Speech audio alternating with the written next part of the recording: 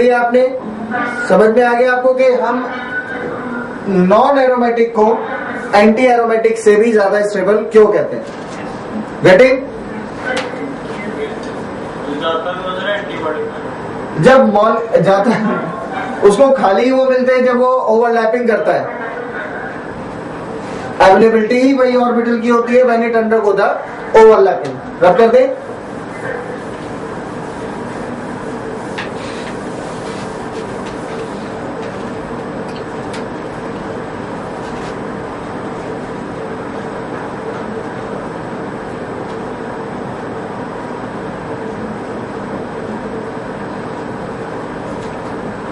How many pi electrons?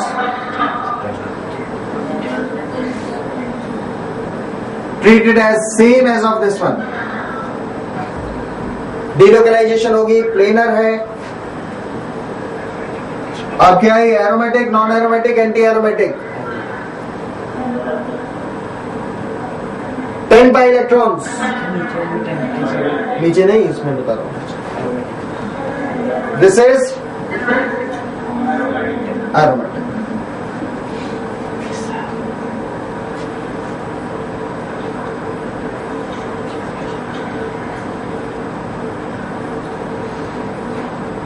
This one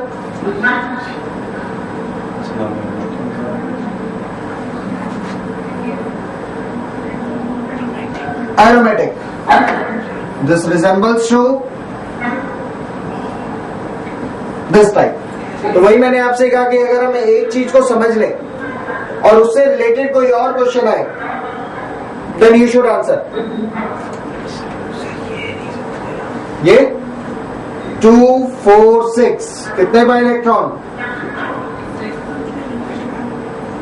n equals to 1। Complete conjugation. जैसा याद था हमने ए पार्ट और बी पार्ट तो किए है ना, तो A is similar to 1 and B is similar to 2। ये इसके सिमिलर है और ये ऊपर वाले के सिमिलर है।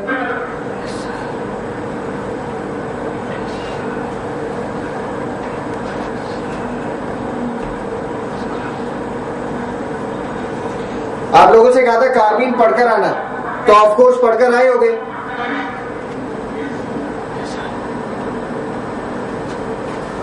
किस टाइप की एडिशन, किस टाइप की रिएक्शन शो करता है कार्बीन? Insertion and addition. कितने टाइप की कार्बीन होती है? Singlet and triplet. हाइब्रिडाइजेशन क्या होता है कार्बीन का? sp and sp2 both. Singlet में और ट्रिपलेट में उल्टा बोल। नहीं, आप लोगों से नहीं बोल रहा। Singlet carbene is sp2 and triplet is sp. Which is more stable? Triplet is more stable than singlet.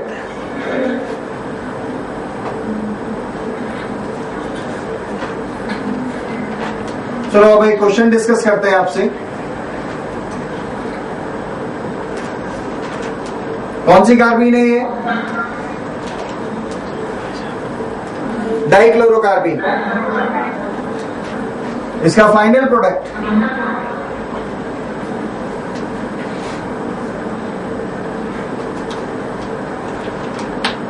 बताना है आपको।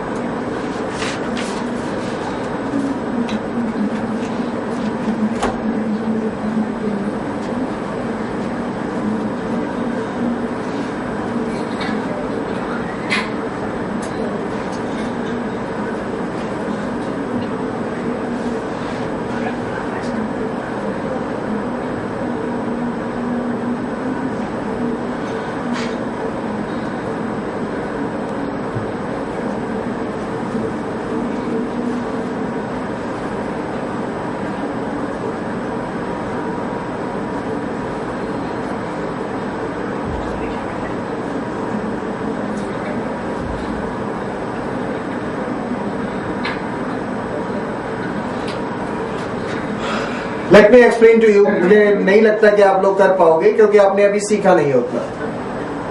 मैं इसके बाद एक और क्वेश्चन दूंगा आपको, वो आप खुद से ट्राई करना। ये कार्बीन है, यहां एक डबल बॉन्ड है, या आप ये डबल बॉन्ड ट्रीट कर सकते हो कोई भी। तो इतना तो आपको समझ आ गया कि डबल बॉन्ड पर कार्बीन का एडिशन होगा। इतना तो क्लियर है ना? इफ यू रिमेंबर, तो हमने कैसा प्रोडक्ट बनाया था उस समय? यही बनाया था ना लास्ट क्लास में। तो same you can treat this one और you can use this one. और सिर्फ स्क्रीन को देखना, भी नोट नहीं करना है।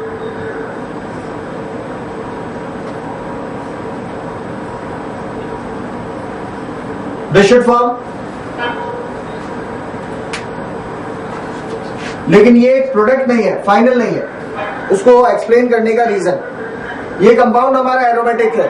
अभी हमने डिस्कस किया double single, lone pair single double, single double, और यहां आते ही इसने एरोमेटिसिटी लूज कर दी। Then reactant is highly stable, product is highly unstable, तो बनेगा ही नहीं।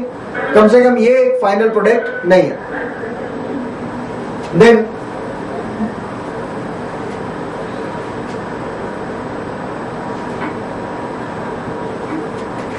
the ring expansion takes place, occurs. कैसे? First of all, the Cl negative release. इस कार्बन पर चार्ज क्या डेवलप होगा? अगर Cl नेगेटिव निकला है तो बोलो, पॉजिटिव चार्ज होगा। अगर इस कार्बन पर पॉजिटिव चार्ज है तो ये बॉन्ड टूटकर आगे शिफ्ट हो जाता है। फिर से समझ लो, Cl नेगेटिव निकलेगा, कार्बन पर चार्ज, ये बॉन्ड टूट गया, तो अब वही पॉजिटिव चार्ज कहां गया? कार्बन पर। बॉन्ड टूटकर यहां गया, तो यहां चार्ज, यहां नेगेटिव, और इस कार्बन पर चार्ज क्या था? तो ये नेगेटिव और ये पॉजिटिव मिलकर एक बॉन्ड बनाएंगे और रिंग एक्सपेंड भी हो जाएगी, क्योंकि ये बॉन्ड अब खत्म हो जाएगा ऐसे।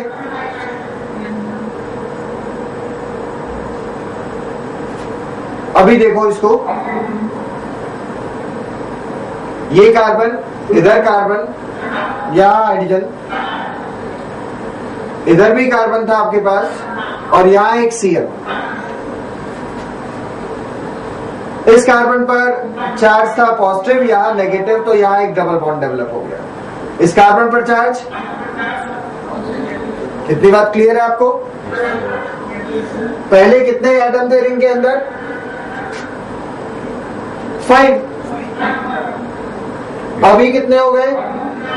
6। समझ आ रहा है ना इतना? 1 2 3 4 5, नाउ 1 2 3 4 5 एंड 6। लेकिन ये भी